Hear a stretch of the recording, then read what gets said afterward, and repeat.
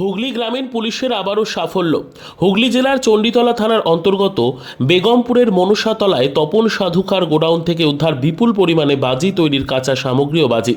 পুলিশের দাবি, গোপন সূত্রে খবর পেয়ে তপন সাধুকার গোডাউনে হানা দিয়ে 550 কেজি বাজি তৈরির সামগ্রী অবৈধ বাজি বাজেয়াপ্ত করা হয়েছে। তবে এখনও পর্যন্ত অভিযুক্ত ব্যক্তি তপন সাধুকা এখনও পর্যন্ত পলাতক। তবে এই ঘটনার পরিপ্রেক্ষিতে একটি সুমোটো কেস রুজু করে তদন্ত শুরু করা হচ্ছে। এই অবৈধ বাজি তৈরির বিরুদ্ধে বারবারই অভিযান করা হয়, আগামী দিনেও এই অভিযান বহাল থাকবে। ইতিমধ্যে এই ব্যক্তিদেরকে সঠিক পথে বিকল্প কর্মসংস্থানের মাধ্যমে গ্রিন ফায়ার লাইসেন্স দিয়ে স্বাবলম্বিত করে তোলার জন্য প্রক্রিয়া চলছে।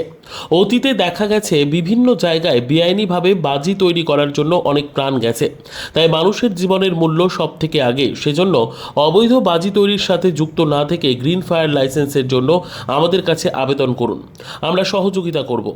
আগামী দিনে এই ধরনের অভিযান বহাল থাকবে।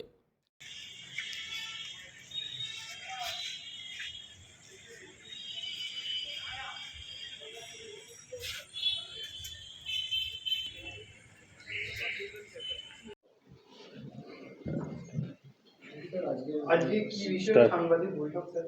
আচ্ছা, আজ একটি গোপন সূত্রে খবর পেয়ে আমরা চণ্ডীতলা থানার অফিসার এবং ফোর্স বেগমপুর মনসাতলায় তপন সাধুখান নামক এক ব্যক্তির গোডাউনে আমরা রেড করি এবং সেখান থেকে প্রায় 550 কেজির মতো বাজি, অবৈধ বাজি এবং বাজি তৈরির সরঞ্জাম আজকে আমরা সিজ করি।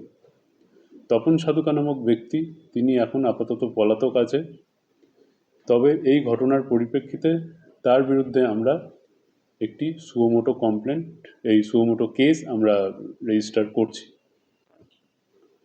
কয়েকদিন আগে এরকম বাজে একটা উঠে গেল, আবারও ফের পুনরায় এটা কোনো চক্র কাজ করছে, সেটা আমরা তদন্ত করে দেখছি। তবে আপনারা জানেন খুব ভালো করে যে বেগমপুর এলাকায় এই ধরনের অবৈধ বাজি এটা দীর্ঘদিন ধরে চলে আসছে এবং এখনও অবধি আমরা যেটুকু জানতে পেরেছি যে এরা কোনো একটা অর্ডার যখন পায়, সেই অর্ডারের ভিত্তিতেই এরা বাইরের থেকে কাঁচামাল এনে এবং সেটার ভিত্তিতে ওরা বাজি তৈরি করে তারপর সেটা সেল করে। তো আমি আগের দিনও বলেছিলাম যে এই অবৈধ ব্যবসার বিরুদ্ধে আমাদের অভিযান জারি আছে এবং আগামী দিনেও থাকবে। প্রায় 550 কেজির মতো বাজি এবং বাজি তৈরির বিভিন্ন সরঞ্জাম, সেগুলো মিলিয়ে টোটাল 550 কেজির মতো।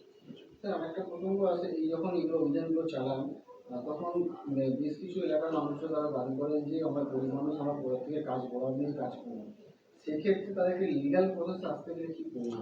এটা আমরা অলরেডি সিভিল ডিপার্টমেন্টের সাথে, এসডিও শ্রীরামপুরের সাথে এবং এখানকার বিডিও সাহেবদের সাথে আমরা যোগাযোগ শুরু করেছি এবং এদেরকে যাতে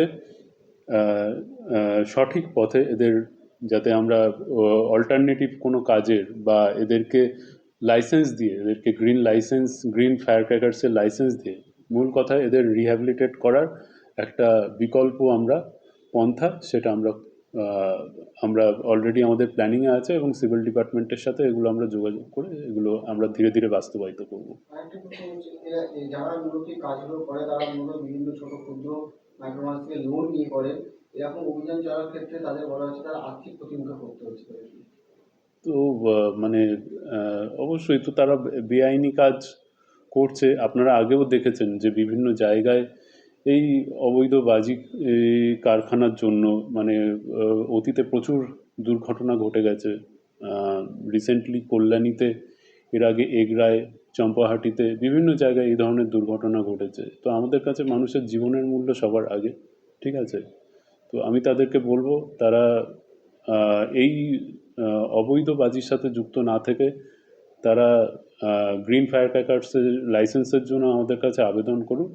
আমরা সেটা অবশ্যই কনসিডারেশনের জায়গাতে। এই ব্যবসায়ীদের কি বলবেন, বিকল্প কর্মসংস্থান তারা দিচ্ছে না, এরকম কিছু বার্তা দেবেন?